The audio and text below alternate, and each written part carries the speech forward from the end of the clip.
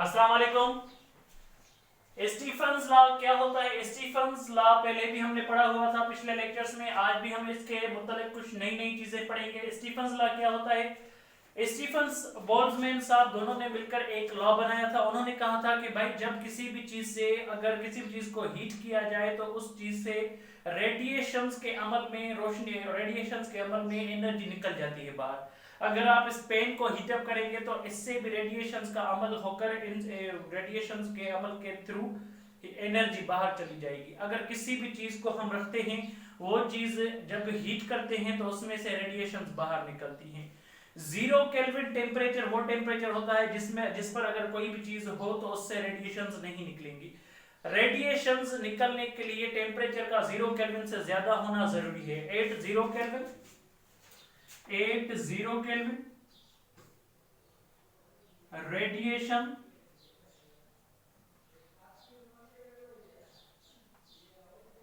Emission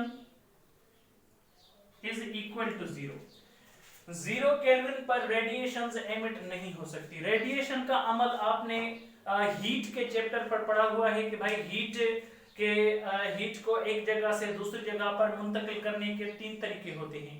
एक होता है कंडक्शन जो सॉलिड्स में होता है, कन्वेक्शन जो लिक्विड्स में होता है, गैसेस में होता है, और तीसरा रेडिएशन जो वैक्यूम में भी हो सकता है। रेडिएशन का अमल हर चीज पर लागू होता है, वो चाहे लिक्विड हो, गैस हो, सॉलिड हो, हर चीज पर अमल करता है रेडिएशन का अमल। मतलब वो अमल जिस अमल के प्रोसेस के होने से किसी भी चीज में से एनर्जी बाहर निकलती रहती है। इस वक्त ये बोर्ड भी एनर्जी निकालता रहता है। क्यों? क्योंकि इसका भी टेम्परेचर 0 केल्विन से ऊपर है। दुनिया में हर चीज का टेम्परेचर 0 केल्विन से ऊपर होता है, तो वो रेडिएशंस को एमिट करता रहता है। और यहाँ पर हमने ये स्टीफन्स लॉ को देखा है कि स्टीफन्स लॉ किस तरीके से उन्होंने एक मैथमेटिकल रिलेशन बनाया था।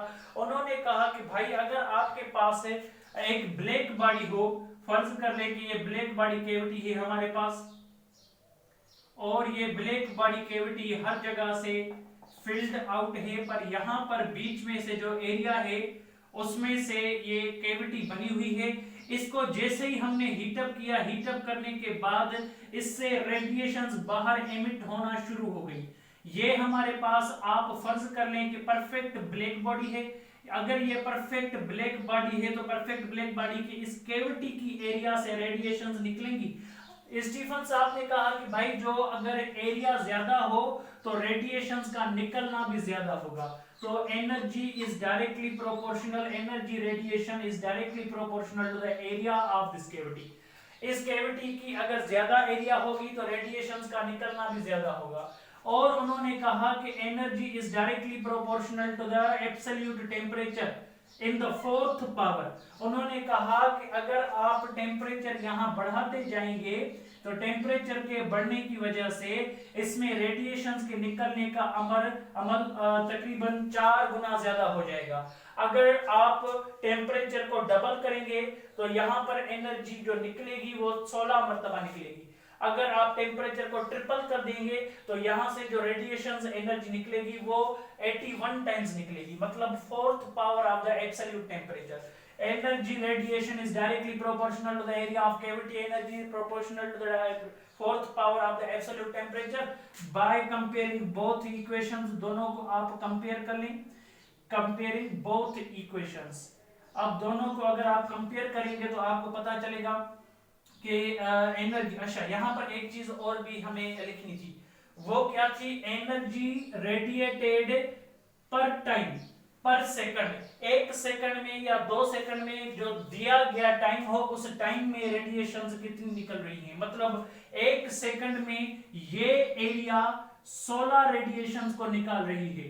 तो अगर एरिया हम बढ़ा दें उसी टाइम में रेडिएशंस ज्यादा निकलेगी। मतलब ये कि टाइम को डिवाइड में रखना पड़ेगा। तो यहां पर आप ये कह सकते हो energy radiated per second is directly proportional to the area, energy radiated per second is directly proportional to the 4th power of the absolute temperature. अब दोनों को जब हम कंपेयर करेंगे तो अब होगा energy radiated per time per second is proportional to the 4th power of the absolute temperature as well as the area. Area multiply में है, नीचे आएगी तो डिवाइड में आ जाएगी, और यहाँ पर अगर ये प्रोपोर्शनल की सिग्नेचर हम हटा दें तो फिर इक्वेशन कुछ इस तरह से बनेगी E/T, यहाँ पर dt लिख दें क्योंकि यहाँ पर चेंज ऑफ एनर्जी होगा with respect to the change of time होगा। सो dt डेल्टा t को रिप्रेजेंट करता है चेंज ऑफ टाइम को, इज इक्वल टू यहाँ से प्रोपोर्शनल की सिग्नेचर हटाकर हम एक कांस्टेंट सिग्नेचर ले आते हैं, उसका नाम है सिग्मा। ये सिग्मा हमने इसलिए दिया हुआ है क्योंकि ये सिग्मा एक कांस्टेंट प्रोपोर्शनलिटी की सिग्नेचर को रिप्रेजेंट कर रहा है। यहाँ पर एरिया सेम रहेगा और टेम्परेचर का फोर्थ पावर सेम रहेगा। ये हमारे पास एक तरीके का आ गया। So change of energy radiating per second is directly proportional to the area and temperature. What is sigma? Sigma is Stephen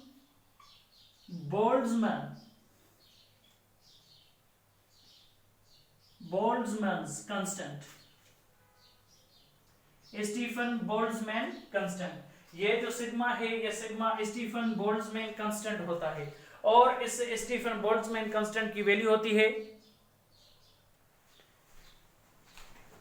5.424 into 10 power -8 और इसका जो यूनिट होता है वो होता है joule per second per metre square per kelvin power -4, ये इसका यूनिट होता है। अच्छा, ये जो वैल्यू है यहाँ पर नंबरों में आप फिर भी चेक कर लेना क्योंकि मुझे अच्छी तरह से ये अभी याद नहीं है। पावर तो सही है 10 to the power -8 joule per second per metre square per kelvin power -4, फिर भी आप ये 5.424 किताब में से देख ही लीजिएगा कि ये जो मैंने कोएफिशिएंट वैल्यू लिखी हुई है बेस वो सही है या गलत है, देखना होगा 5.45424 ही शायद होगा, देखना जरूरी है क्योंकि इस पर न्यूमेरिकल्स आते हैं और ये जो न्यूमेरिकल्स होते हैं इस कांस्टेंट वैल्यू पर भी आते हैं। कांस्टेंट वैल्यू कितनी है ये भी आता है, बहुत अच्छी तरह से ये पूछा जाता है। यहाँ पर हमें पता है कि भाई ये सिग्मा का नाम है स्टीफन बोल्ट्जमैन कांस्टेंट। यहाँ पर ये जो इक्वेशन है इस इक्वेशन में अगर हमने एरिया को यहाँ ले आए तो एरिया को यहाँ पर अगर ले आए तो हम ये कह सकते हैं कि एनर्जी रेडिएटेड,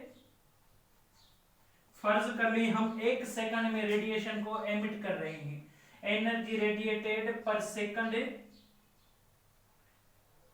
और 1 मीटर स्क्वायर एरिया से, अगर एरिया मल्टीप्लाई में है यहाँ आएगी तो ये डिवाइड भी होगी और ये भी पर मीटर स्क्वायर कहेगी, per square metre is directly proportional. अगर आपने डायरेक्टली इक्वल के बजाय आपने डायरेक्टली प्रोपोर्शनल दे दी तो फिर आपको सिर्फ ये क्वांटिटी लिखनी पड़ेगी, fourth power of absolute temperature. यही डेफिनेशन ऊपर लिखी हुई है, इसी डेफिनेशन को कहा जाता है Stefan's law for the black body radiation. ये ब्लैक बॉडी के लिए है। आप सोचते होंगे सर बाकी चीजों के लिए नहीं है, क्योंकि हम इंसान भी मुसलसल रेडिएशंस को एमिट करते हैं। अगर एक जगह पर एक आदमी खड़ा हो तो उसको गर्मी नहीं होती, पंखा चलता है गर्मी नहीं होती, और यहाँ पर अगर उसी कमरे में 5 या 10 लड़के आ जाएं तो उसी आदमी को बहुत ज्यादा गर्मी होगी। क्यों?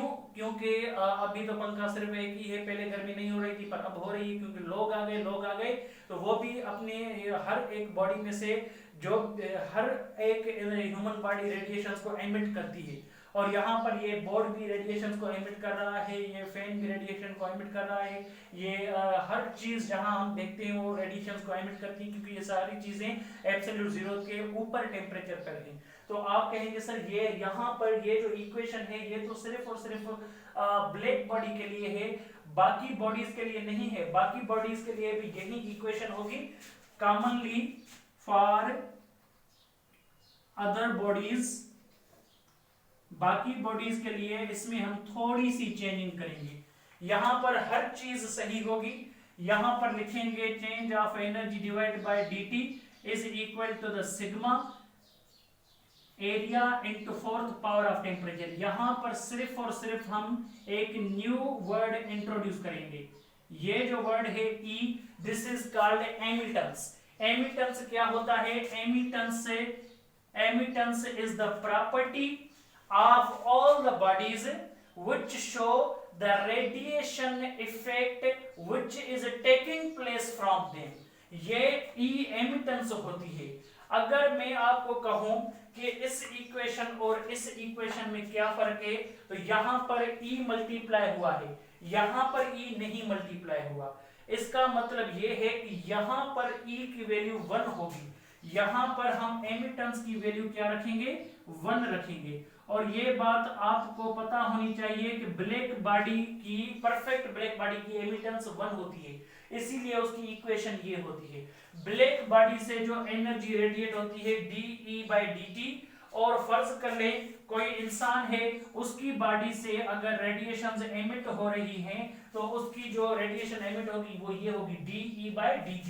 फिर क्या होगा, अगर आप दोनों इक्वेशंस को डिवाइड कर लें तो इस इक्वेशन में फर्ज कर लें ब्लैक बॉडी को उतना गर्म किया जितना इस बॉडी का टेम्परेचर था, मींस इसका टेम्परेचर और इसका टेम्परेचर फर्ज कर लें सेम है, इसकी कैविटी की एरिया और इसकी टोटल एरिया सेम है, तो हम ये कहेंगे भाई जब ये इक्वेशन उस इक्वेशन से डिवाइड करेंगे तो सिग्मा सिग्मा में कैंसिल हो जाएगी, एरिया एरिया टी टी में कैंसिल हो जाएगी, बचेगी क्या, ये ई बचेगी। ये इक्वेशन 2 है, ये इक्वेशन 1 है। अगर इक्वेशन 2 को इक्वेशन 1 से डिवाइड किया तो फिर क्या होगा, फिर ये होगा कि भाई ई बराबर हो जाएगी, ई बराबर हो जाएगी dE/dt, dE/dt डिवाइड बाय इसकी dE/dt, जब एरिया और टेम्परेचर दोनों का बराबर हो। मतलब ये कि हम अब कॉमन बॉडी को ब्लैक बॉडी की रेडिएशन ट्रांसमिशन रेट से कंपेयर कर रहे हैं, तो यहां पर नीचे क्या होगा dE/dt। अब बोलेंगे सर इनमें थोड़ा सा चेंजिंग करें, क्योंकि यहां पर ऊपर भी सेम वर्ड सेम, नीचे भी ये जो रेडिएशन का रेट एमिट करेगी वो फर्ज कर लें 1 है, और ये जो बॉडी रेडिएशन को एमिट करेगी ये 2 है। तो अब क्या होगा, ये रही rate of radiation emitted by all bodies और common body, rate of radiation emitted by common body divide by rate of radiation emitted by black body। ये एक रेशो बन गया, इसलिए इस एमिटेंस का कोई यूनिट नहीं होता, और ब्लैक बॉडी की एमिटेंस मैक्सिमम होती है और इसकी एमिटेंस और चीजों की एमिटेंस लेस देन 1 होती है। ये बात आपको अच्छी तरह से समझ में आनी चाहिए। एमिटेंस क्या होता है, it is the rate of radiation emitted by any body divide by rate of radiation emitted bye a perfect black body.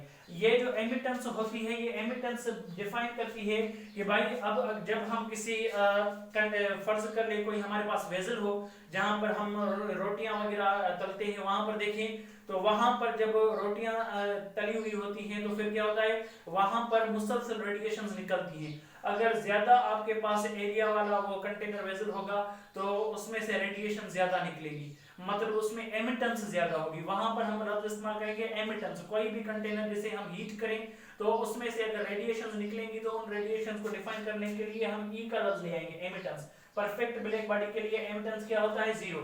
तो इक्वेशन सिर्फ 2 है हमारे पास, ये टीसी तो इनका रेशो होता है, और इसी तरह से हम डिफाइन करते हैं। ये हमारे पास तरीकेकार आ गया। और हम देखें रोजमर्रा जिंदगी में हम जो रोटियां होते हैं उनको रोटियां खास करके वो किसी एल्यूमिनियम फॉइल में बंद कर देते हैं, या फिर कोई ऐसी चीज होती है जिसमें बंद कर देते हैं। हमारे पास हॉट पॉट होता है, उसी के अंदर हम कोई स्टील का अंदर वो कंटेनर रखते हैं, उसमें रोटियां रखते हैं, बंद करते हैं, तो सुबह वाली रोटियां शाम तक गर्म रहती हैं। क्यों ऐसा होता है, सिर्फ इसलिए क्योंकि वो जो कंटेनर होता है अंदर, उस कंटेनर में स्टील या फिर हम एल्यूमिनियम फॉइल ने, एल्यूमिनियम फॉइल में क्या होता है, एल्यूमिनियम फॉइल जो है बहुत उसकी एमिटेंस कम होती है। जब हम शादी वगैरह में जाते हैं कहीं, या फिर कहीं हम शादी हॉल्स में या फिर बैंक्वेट वगैरह कहीं भी जाते हैं, तो वहां पर हमें जो चीजें दी जाती हैं जैसे चिकन पीस या कोई और चीजें, तो वो भी एल्यूमिनियम फॉइल से बंद होती हैं। क्यों? क्योंकि एल्यूमिनियम फॉइल उनके अंदर जो रेडिएशन है उनको बाहर नहीं जाने देगी, इसलिए क्योंकि एल्यूमिनियम फॉइल की एमिटेंस बहुत कम होती है। सो लिहाजा जिनकी एमिटेंस बहुत कम हो तो उनको हम SEAS यूज करते हैं कि ताकि कुछ और चीजों के ऊपर रखें तो उनकी रेडिएशन बाहर ना निकले, इसीलिए हम ऐसी चीजें भी इस्तेमाल करते हैं जिनकी एमिटेंस बहुत कम हो। ये हमारे पास स्टीफन्स लॉ का कॉन्सेप्ट आ गया, लिख लें, सही तरह से समझ लें। Thank you.